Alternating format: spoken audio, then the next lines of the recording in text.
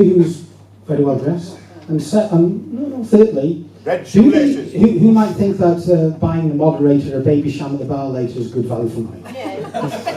So quickly, someone put your hand up. That gentleman there was a very quick. That gentleman there.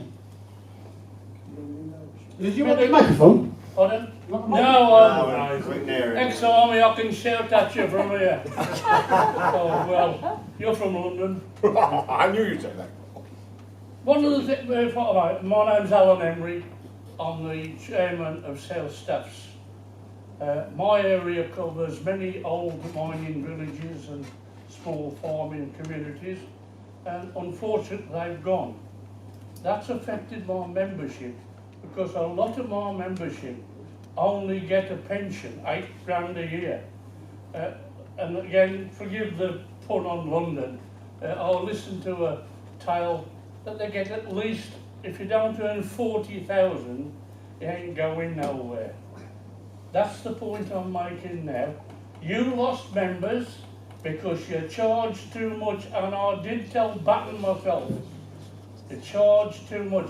You've got to cater for a man's pocket, and you're the mathematician, you should know better. Right, Okay, so we got a question, let's have an answer. You're right, and I agree about London. But Gerard, to be fair, actually cut the expenses. He followed the virtually exactly the terms of a letter which I wrote, co-signed by 4 others, Ben Walker, who is not here, Stuart Agnew, Catherine Blakelock, who's been mentioned by Richard Brain, and Bill Etheridge, MEP. And this letter said you had to immediately get rid of, well, Henry Bolton had to go, that was obvious, that was the first line. There are 3 steps to get rid of Henry Bolton. He said if he didn't have sense, then go on to the next bit, then go on to the next bit. He actually dragged it all on. Second line, we had to give notice on the contracts to the existing party chairman, Paul Oakton, to somebody called Noel Matthews, who cost you a lot of money, but I bet you won't exactly be able to tell me what he did, because I never worked out. And there were lots of important positions, lots of them well paid.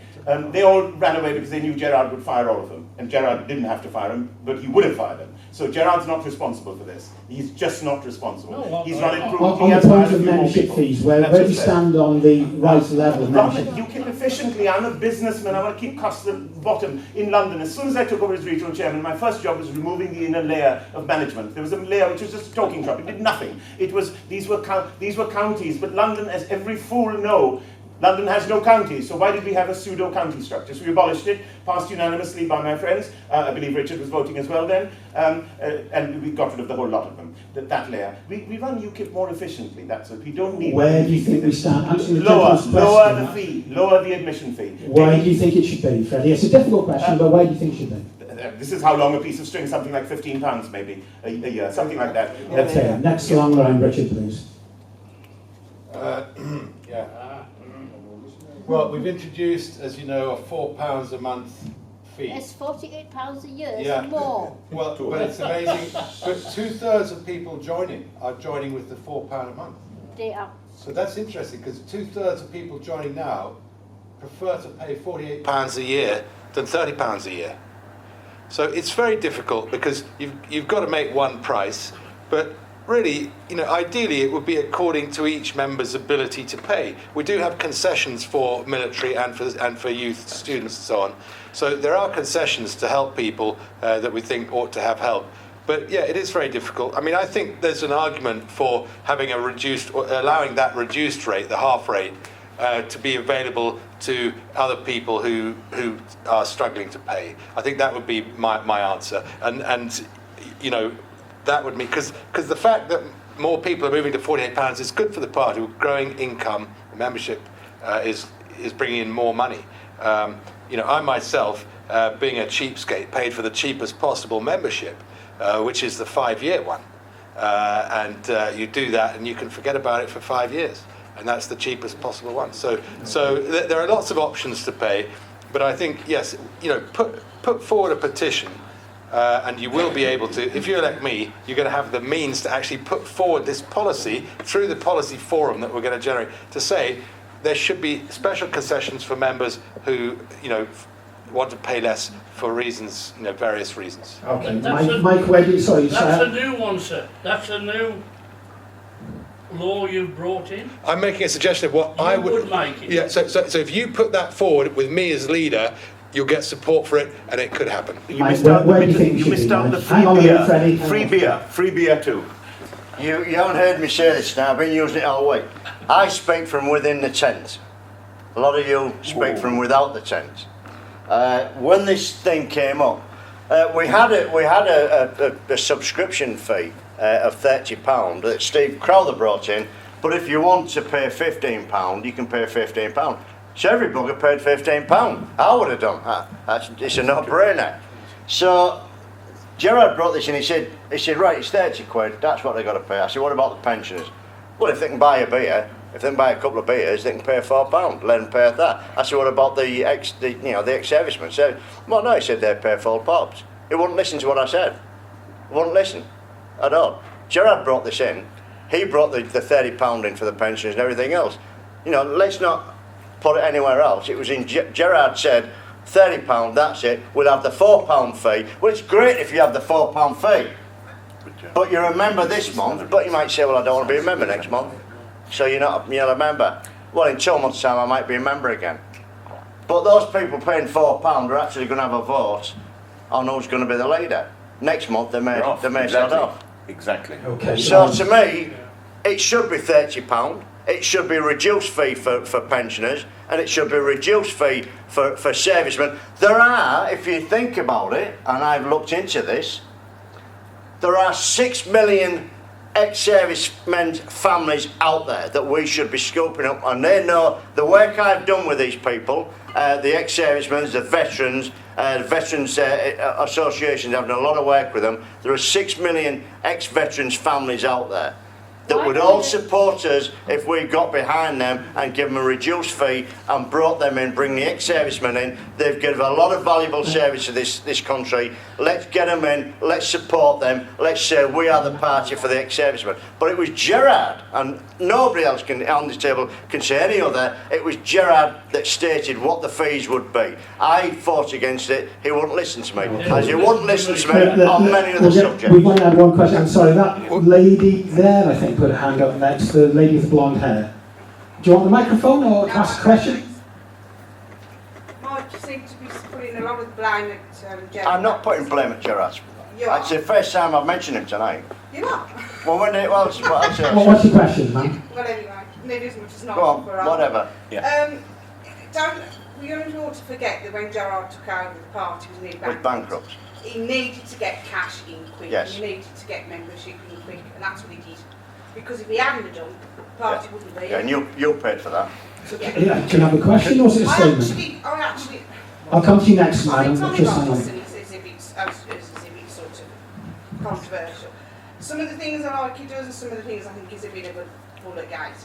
But I did listen to him, and he mentioned Gerard Batten. I thought, I've listened to this guy. I listened to Gerard Batten, and I thought, I like him. And I joined. Great. Never joined Fantastic. under the stands like Absolutely. Brilliant. But, you know, and I paid my £30, and I've carried on supporting. I was a councillor in the last election. But I can't understand why you keep on...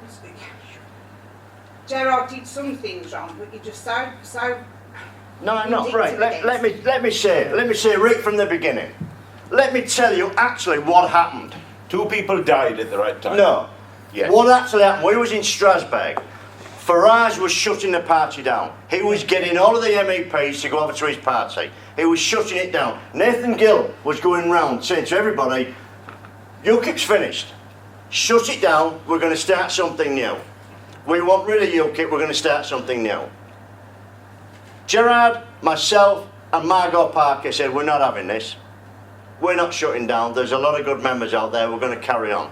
We had a meeting on the bridge in Strasbourg where we said, right, one of us is going to have to stand up and be the leader. Nobody else will. They'll all bug it off. Margot said she got it. Fred, I don't know whether you know Fred Parker. He's a lovely guy. He supported his party for a long while. He's got cancer. Brilliant guy. She said, Fred's ill. I can't do it. I would have had Margot. She's brilliant. Gerard said, well, I can't do it because I've got a lad who's got a big, he's in Hong Kong somewhere, he's in banking, and they don't like me being in UKIP. So they says, you do it. So I said, right, I'll do it. So I was a leader. We left on the Thursday, got home on the Friday, Saturday night, 9:30, Gerard said, I've had a word with the family, I've been out for a family meeting, they're quite happy with me standing. I said, Gerard, fantastic, you take it, you go for it. Good man. Right, so he did that. I was in Wales, I was trying to straighten Wales out because that was a mess. And I'm in Wales trying to straighten that out, and he said, right, I'm checking out, I've got this, done that, what do you think I should do? I said, you need to appoint a deputy. Who do you think it should be? I said, mate. He said, right, you're the deputy. That is how it came about. We are bankrupt, we were skint. So he said, right, I'll send a letter out to the membership. He did that, the membership, the branches, brought in, I think, £300,000. Absolutely fantastic. It was you people, the membership, that saved this party. And we also got two people that died that left a legacy to us. And just at the right time, we needed that money. That is how it came about. And whatever anybody else says, that is it. That's how it came about. That's how this party was saved. I am not negative on Gerard. Gerard was brilliant at the right time. There is nobody speaks, well there is one, there's two people that speaks absolutely fantastic on Brexit. Nigel Farage and Gerard Batten. Yes. I would put Gerard against Nigel every day of the week to speak on Brexit. Brilliant. But he went off track. He went off track and he stopped talking about what we was about, what we was formed for 27 years ago, was to get us out of the European Union. That is what's important, to get out of the European Union. Nothing else. That is what Gerard's job was to do, and he stopped doing that. All right, And later on, he just stopped saying, I'm not going to speak to the mainstream media because they always ask me about Tommy. Well, yes, they would, because you backed yourself down the cul-de-sac. Okay. I have got nothing against Gerard. Gerard's been brilliant for this party, but what I am saying, and I will keep saying it, we have to change tack. If we want to be an electoral success, we have to change tack. We have to be tactical. We have to get those votes of the working man and woman out there on the streets that all they're interested in is jobs, housing, NHS, schools, the back pocket. That's what they're interested in. The economy. The main policy of this party should be the economy. Because if we don't get the economy right, your schools, your housing and everything else, your armed forces, are finished. The economy is number one. Okay, I've never slagged Gerard off. He's a mate of mine. I've known him for over 5 years. But he went down the wrong track. He did. All right, thank you. That lady there was wanting to ask a question, I madam. wasn't going to ask a question, Sorry. I was going to make a suggestion. No. Can we just ask you a question? That gentleman there put his hand up, wanted to ask a question. Yeah, thank you. Councillor Robert Bill, Rare Breed. Just a second, please, Robert. My ears aren't maybe the best. Thank you. Councillor Robert Bilbiff, Rare Breed.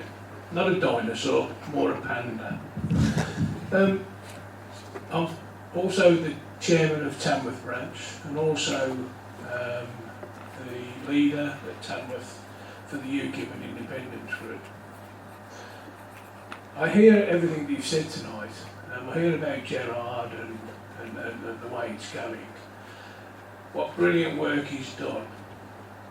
But you have to also take into effect the brilliant work that the Conservative leader has done for this party. Absolutely. The brilliant work that Jeremy Corbyn has done for this party. 3 chairs. It's not solely down to the leader of UKIP. I am totally opposed to the direction this party is going. And so is my branch. My question to all three of you is this, quite plain and simple. How can I hold my branch, which is active, that has actually had 4 councillors elected to Tamworth Borough Council? At the moment there are 2 serving councillors.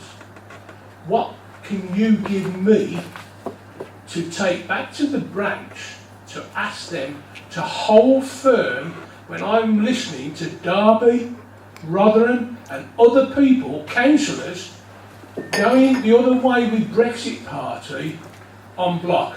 I've held this party here in Tamworth since I joined in 2012. I've been active or listening to you since you've started, but I'm beginning to become a little bit weary of all the activity.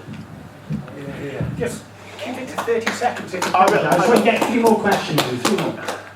I feel so much. virtually all the people you mentioned, including Alan Graves, the one you didn't name, but the Derby ones, they're all personal friends. This is absolutely heartbreaking. They're not bad people, they are wonderful people, they're like us, and they've just given up. It's been too much. Listen, just vote, elect me as leader, the cavalry's on the way. I know what needs to be done to hold it together, and we have to draw that line. It's not just about money. We have to sever those links. Unfortunately, as long as Gerard's face is over there, we're going to get all this flack from the media. It's going to continue. It's unfair to Gerard, it's unfair to us, but it will continue. We're realists, otherwise we will be facing extermination, complete extermination at the polls. Please, the cavalry's on the way. Here's 10 copies for your branch. Tell them this chap will fix it. You read the CV. There's a full CV there. I'm not being flippant. I will fix it. I can fix it. Just give me the tools and I will fix it. Okay, Richard, would you address that question? Yeah, I would. If we retreat from our current manifesto, I promise you that the media are not going to suddenly say, oh, UKIP, they're quite cuddly, really. We got it wrong. We shouldn't have called them far right. That was a bit mean and rude, wasn't it? Let's rehabilitate them. Let's put them on the telly and listen to what they've got to say. That's not going to happen. That's not going to happen. The Farage Party is a party founded, or actually it is founded, but also it has become more so, a party about one man's celebrity. That's what it's really about. Nobody can vote for anything.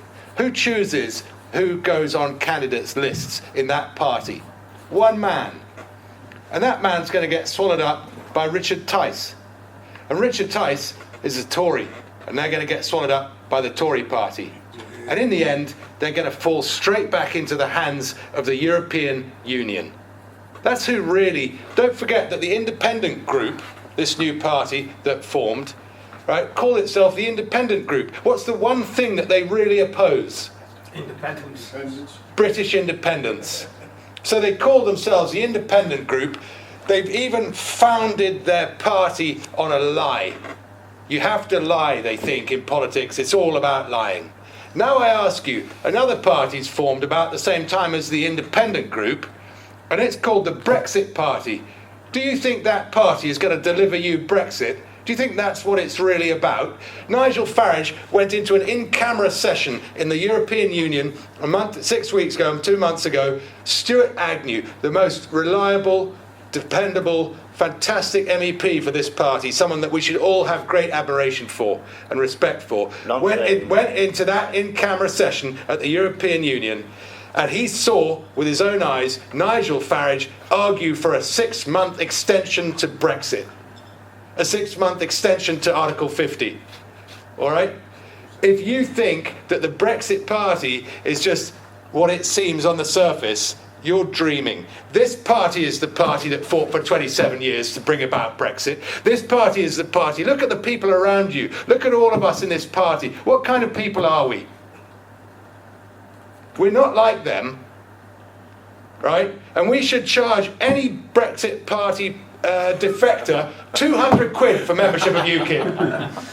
When they come back, 200 quid at least, to come back to this great noble party that believes in British independence, that won't sell its soul to the Tories, and that won't sell its soul to Brussels. So we'll see. Maybe I'm wrong. And if I'm wrong on October the 31st, Halloween comes, and suddenly, woohoo, we're all out. Fantastic, isn't it, marvellous? If I'm wrong, great. I'm just saying, watch out. They're not what they seem. I'm not interested in the Brexit Party because they're going to go their own way.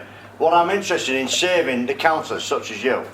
17 councillors gone this week to a party that they say, I can't get in May elected under the UKIP banner, I'll do it under Brexit. And you've got to say, well, really, I can understand where you're coming from on that. But we've got to be an electoral threat. We've got to be a party that gives confidence. And I've got lots of confidence in this party. We have to make the right decision. Tonight, and when the independence comes out, you've got to make the right decision for the leader. And that decision of that leader will take the direction of the party. Retreat. Under my leadership, it will not be retreat. It will be going forward and to be an electoral threat. We can win this. We can win elections. We can win council elections with the right policies that people will vote for. Policies that you would be proud to go out and knock on a door and say, these are our policies, this is what we believe in, and it'd be the working people, the working class people, such as myself, that will vote for us. This is my dream, this is what I want to do. I've worked so long in this party to walk away and have it hijacked and go off on a different tangent. I want an electoral party that will win council seats and, in the future, win Westminster seats. And I think we can do that because we talk sense to the people on the door. We talk sense to the people that will vote for us. 4 million people out there and more that will vote for us. If we make the right decision and make the right decision on the leader and the direction of this party. I am not despondent. I am very, very upbeat about where this party can go. If it makes the right decision. And it's now that you've got to make that decision. Where do you want to go? Where do you want to take this party? Do you want to be a success, or do you want to be a shouty, ranty party standing at Westminster? Okay. I know where I want to go. Freddie, just I kept to the 30 seconds. No one else did. Look, mate. That's my fault. Right, this is rebuttal. Firstly, I'm working class. I've worked since I was 15. I've never stopped. Yeah, I've stopped that every day of every month, every year I have worked. And I will continue to work and read the CV and try to fill in any gaps because they're none. And it's full of stuff. Furthermore, there was a straw man, which is by Richard. The straw man there he's talking about the manifesto. We should stand by the manifesto. I agree we should stand by the manifesto. The problem has not been the manifesto, the problem has been the leadership and how it has chosen to prioritise things. Now, I asked this question, I'm afraid, to the person who has been mentioned so many times in this room but isn't here. I said, if you run a business, which he never has, that is part of the problem, you have to know how to prioritise things. Priorities are what's important. Now, when you're prioritising things, I said, what do you put at the top of the list? And all the answers he gave, there were several of them, all wrong. What you put on the top of the list is what you have to do first. The answer is not the most important or the least important or the easiest or the hardest or anything like that. You do first what we've got to do first, and that was Brexit. Because otherwise it wouldn't matter a damn what else happened, we would still lose. Yet because without Brexit, we can't solve all the problems that ail Tommy Robinson and all these other things which are there. We can't get justice, we can't get anything else. And he just didn't get it. It's not a problem, the manifesto. The strawman by Richard was saying we must stand by the manifesto. Well, I'll stand by the manifesto. It was a bloody good manifesto. What we need is the right leader to push it. And it will push it and push it and push it and will not be overtalked, not be sidestepped, and certainly not have logical fallacies establish the answers. We have time for just two more questions. Richard, you put your hand up. I'm going to disappoint people. You've got Richard 1, and then, I don't know, I'll just spin a top and whoever gets the lucky last question. Mr. Ridley. Graham Murphy, chairman of UKIP in Warsaw. We fish in the same pool as Nigel Farage. Let's not joke about it. We are going after the same votes. The Brexit Party now saying, we need now to go after Labour votes as well, same as we're doing. We need to have a strategy to counteract Farage. How are we going to solve it? We talk about the things which he won't talk about. I've already done it. Immigration, the link to everything. We did a survey. Tony McIntyre, a previous chairman of UKIP, did this. Mike Hookham has referred to it completely correctly in the past. Islam was at 8, or was it number 10, Mike? 10. They're right at the top were things like crime and immigration. We link them together because these are not unconnected things. And we do it, and Nigel won't dare to do it because that's our strategy, is to stick to our strengths. We will tell the truth and we'll do it intelligently so they can't label us as being far right and all the other lies which they've done. We're all united on this one. I'm simply the one who jumped up first. So our strategy is to put clear blue sky, I'm not allowed to say white space, clear blue sky between us and the Brexit Party. And we will do that every single time, and we'll do that by hitting the ones which he's too scared to do. Now, Stuart Agnew, on the pre-penultimate lines of his CV for me, which the same Stuart Agnew has been praised by Richard just a few seconds ago, he said, Nigel, I'm the only one who Nigel would be scared of. I'm the only one who he would really not want to be the leader of UKIP, because rest assured, we're all sure about this, Nigel wants us dead. That way he can do whatever he likes, there won't be any UKIP to resurge. Okay. Thank you. Richard, I think next in line, just by seating position. Yes, actually I agree with Freddie. We do need to get back to concentrating on all of the aspects of the manifesto. But there is something to remember here, that there are a lot of voters in this country who will never vote Tory. A lot. one of the reasons why Nigel never got elected to our parliament in 7 efforts was because he found that there weren't enough Tory Brexiteers to get him over the line. Gerard took a strategic decision that in fact the people that really wanted to leave were not just Tories, but also working class people, Labour voters, people from all over the country, many of whom hadn't voted before, were not habitual voters. And so there is actually a constituency that UKIP can and will appeal to. And it's not just Nigel's bunch of Brexit Tories. It's not just Annunziata and Anne Widdecombe, all right? There are a lot of people out there. Yesterday we were in Newcastle, and if you saw the UKIP supporters of Newcastle, you would be very heartened to know that there are good working folk in this country who will support this party, but would never vote for just another bunch of Tories. So we do have a constituency. We need to get out there, be much more efficient as a party, and reach them. We need to reach them. And what Freddie said is true.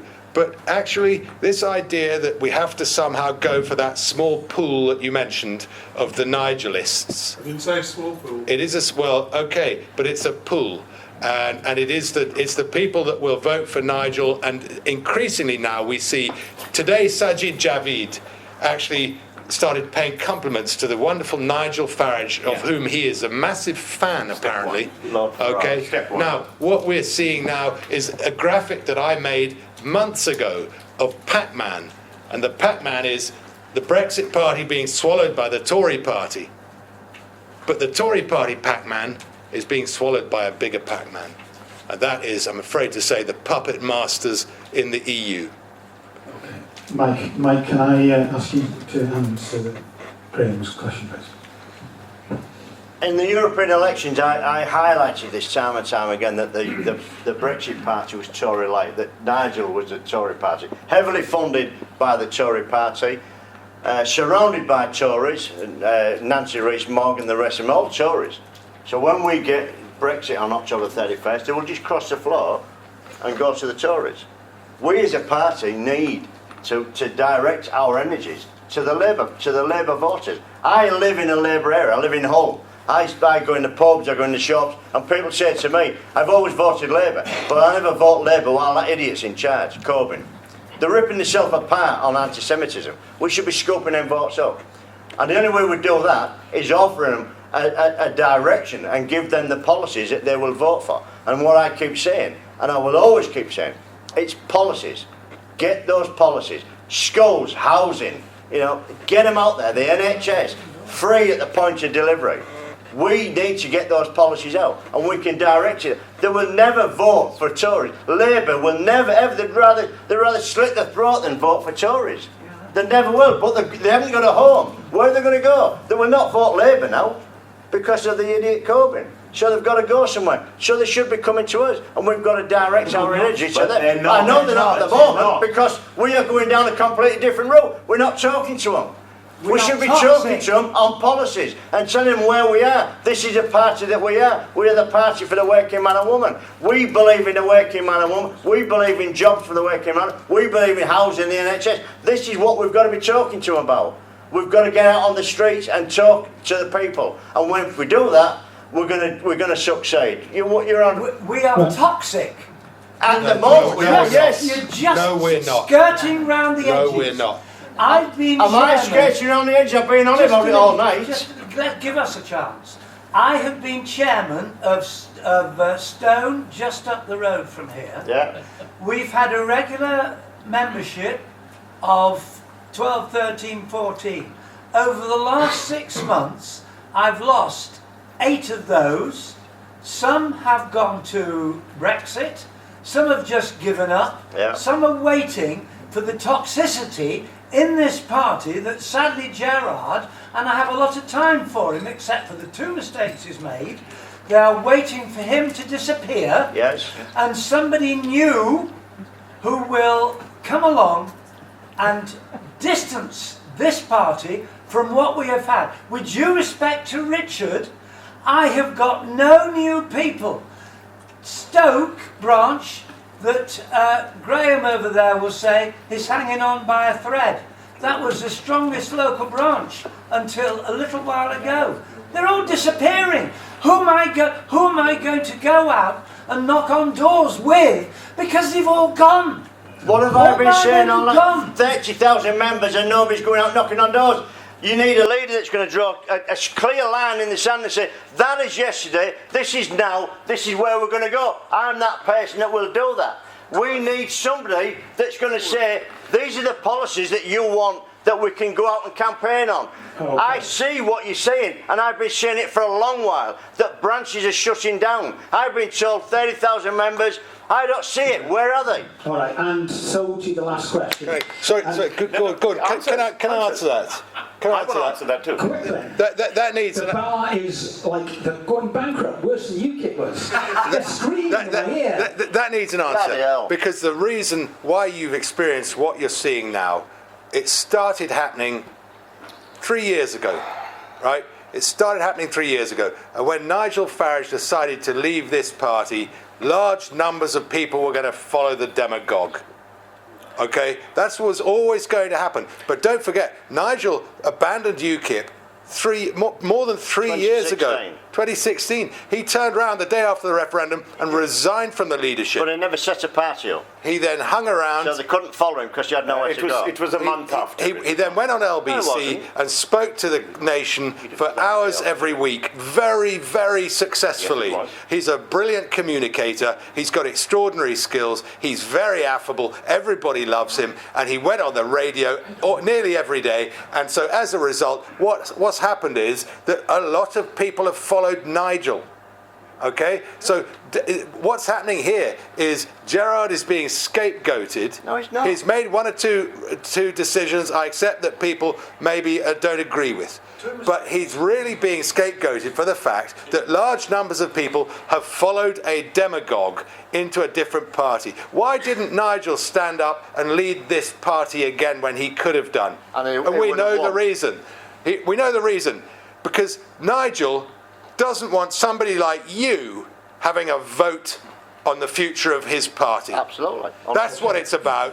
That's what it's about. That's why he left. That's why he's not here anymore in the party. That's why he's led large numbers of people away from this party. And we have to have the spine and the integrity and the determination and the courage to stick with this great party that has the best policies and the best people in this country, and we must stick with it and believe in it, and we will come through. Freddie. We will come through. Freddie Stern. Right. Look, you're completely right. I'm sitting on more than a dozen resignations in London region who say if I don't win this leadership, they're off. These are key people throughout London. That is a whole region, and a region a lot bigger than the West Midlands. West Midlands is a 7 MEP region. We're an 8 MEP region, but we should be an 11 MEP region because they don't count half the people hiding in London, who many of whom were illegals, by the way. Now, you need a leader with charisma. This is the point. A lot of them have all been damp scripts. They might as well have been Belgian prime ministers or things like that. We need somebody who will take a fight to you and it will make the media afraid again. And that person's me. Now, lastly, Richard is a physicist, and he should know two good physicists, great ones. Albert Einstein, he said, doing the same thing again and again and expecting a different result is the hallmark of insanity. An even greater one. Slowly. Yes, but then I'll be deplatformed. An even greater physicist, Richard Feynman, said, when theory collides with practice, throw out the theory. This theory is wrong. Or the method. Throw it out. Or the method. Okay, so now that's it. I'm afraid I can't even go to the last question because we are now at 3 minutes to 10. So I'm going to ask, I'm going to time them, the candidates just to summarise what they thought about tonight, what they need to get across to you as a message. They've got 2 minutes, and just remember, after these 2 minutes, and you come out here tonight, one of these guys here will be the next leader of UKIP. This is not just some sort of debate on the pub. Ben. And the anti-city guy here, yeah. So he's holding the baby. He's holding the baby, yeah. So this is not just some sort of hustings to be the candidate or a PPC. It might be Ben, but it's likely, including Ben, absolutely one of these guys will be your next leader. That's really serious. So listen to what they've got to say for the last 2 minutes, and let's go with you first, Mike, if you don't mind, for 2 minutes. As I started the night out, I said to you, you've got a great responsibility. We are a democratic party that chooses its leader.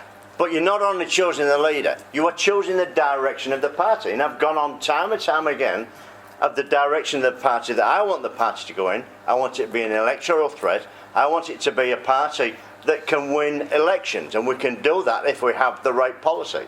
But I also want to see a complete and utter change of the structure of the party. I want to see the NEC to become a regional NEC, and that will happen. I want to see a policy group that is speaking to the membership, so that the talent that we've got in the membership can actually say, well, I've been doing this for all my working life, and I think we should do this. And so there's a group there that is bringing on our policy. I want to see more democracy within the party. I think we, as a team together, can actually turn this round. And as I said, time and time, it's not going to be overnight. This is going to take a long time to turn this round. I believe that there may be other councillors sitting out there that may want to leave and say, well, I've got a better chance with the Brexit party. The Brexit party, not going to last. 100%. Anybody thinks it's going to last, I'll put 20 quid on the table now. If you think that party is going to last, it's absolute rubbish. It's not going to last. But we have to be there as a reciprocal of the fallout from the Brexit party. And to me, not £200 membership, I would welcome these people back. We need them people back that's worked with us before. They will come back to us. We need to be a party that is a party that can win elections, local elections, Westminster elections, and be proud to go out there and wear that UKIP rosette once again. I think as a leader of this party, I can do that. I've held every senior position in the party. I know how it works. I've spoken from within the tent. I know what's gone on within the party. I can deliver. Please vote for me. All right. Give an appreciation to Mike Hopkins, please. And we'll ask the candidate on your right-hand side, Richard Brain, to do his summing up, please, now. We are a party that believes in British values. That expression is bandied around by the traitor class in Westminster all the time. And yet those people have been conspiring with a foreign government in Brussels against us, the British people, who voted to leave the EU. We need to expel them from our parliament. It's going to take a vast amount of hard work, but it takes a small number of committed people to make a revolution like that happen. We can do that. We need to have the right tools to do it so that we're efficient, so that when we go out and campaign and talk to people and knock on doors, our work isn't just cast away into oblivion the way it has been for years in this party. We need to actually record who supports us. We need to get to know our wards and constituencies and fight back from the ground level up. Not with waffle and hand waving and we'll do it and we'll restructure this and restructure that, but by having actual tools that help you to deliver, to get in touch with people, to build branches and to build a movement again from scratch like this party did in the first place. We need to do that again for the sake of British independence. British independence. We need to be independent from all of the threats we face, from Marxism. We need to be independent from the EU. We need to be independent from big data. We need to fight for individuals and families to rebuild a society from the ground up. I want you to cast your minds back to the 23rd of June 2016. Midnight, Sunderland result comes in, and you start to get a smirk as you realise that our dream is coming true. You were probably in a polling station at that time.